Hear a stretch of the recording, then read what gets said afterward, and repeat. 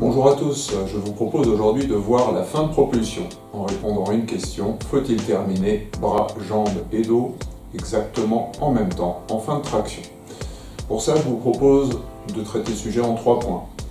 Comment nous initions nos débutants en général, comment nous les faisons évoluer, et ensuite de conclure sur quelle est la meilleure méthode de fin de propulsion.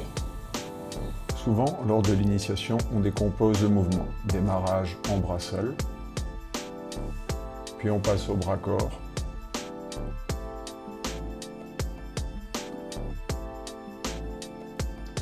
puis on prend la longueur complète, mais en décomposant le mouvement. On apprend à renvoyer les mains, placer le corps, revenir avec les jambes, pousser avec les jambes, ouvrir le dos, étirer avec les bras. Jambes, dos, bras, bras, dos, jambes. Cela produit une courbe de puissance irrégulière avec un pic sur les jambes et un second pic un peu plus modéré avec le dos et les bras.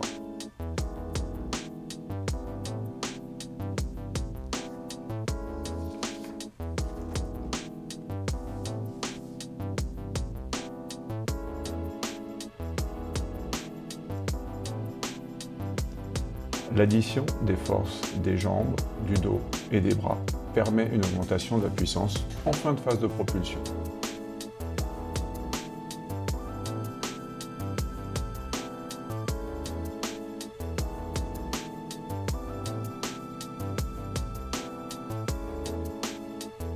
L'addition se travaille au début en travaillant en bras-corps et en essayant de terminer la fin de traction du dos simultanément avec la fin de traction des bras.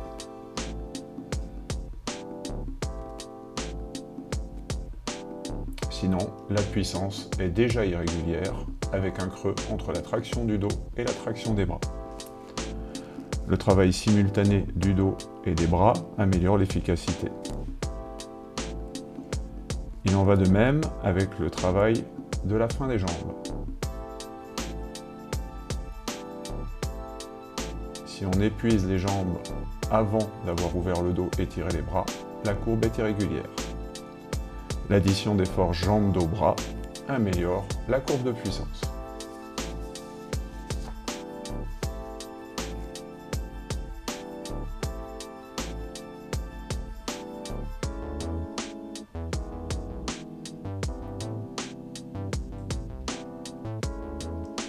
Il en va de même en coulisses entières.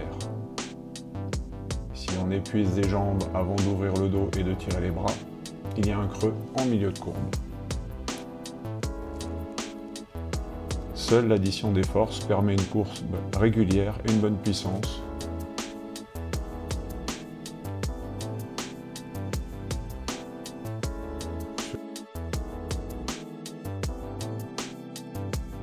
Surtout en augmentant la force.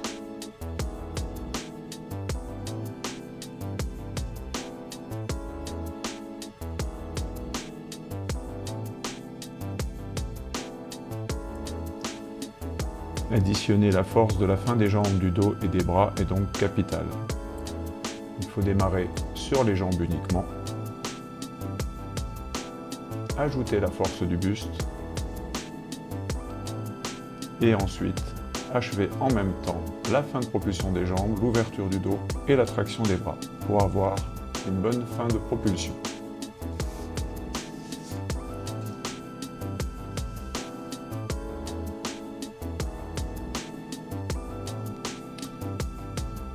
Il ne faut donc pas conserver un mouvement dissocié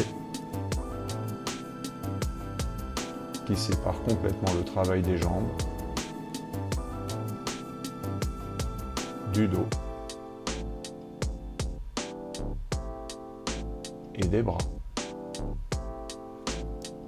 Cela provoque une perte de puissance en fin de propulsion. Le geste doit donc être enchaîné avec une addition des forces pour les meilleures performances possibles. Voilà, j'espère que cette vidéo vous a plu et que vous avez été convaincu par le fait que l'addition des forces constitue le meilleur moyen d'améliorer la fin de sa traction. À bientôt.